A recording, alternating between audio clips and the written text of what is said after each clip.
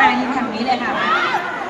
น่ารักมากนะคะอุดรก็มาแล้วนะคะนี่โยสู้เรียนเชิญเลยค่ะสองค่ะน้องๆนะคะนี่เปิดการแข่งขันร่วมกันนะคะสนามเข้าแถว ตอนนี้ เลย ได้ นะ พอ คะ นำอยู่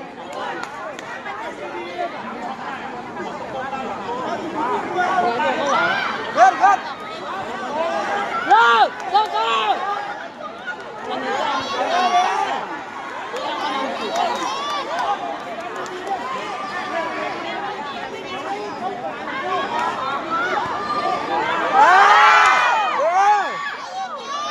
มายืนเลย ตอน นะ นี้ คะเข้าแถว พอนำอยู่นะคะ จะโดนอะไร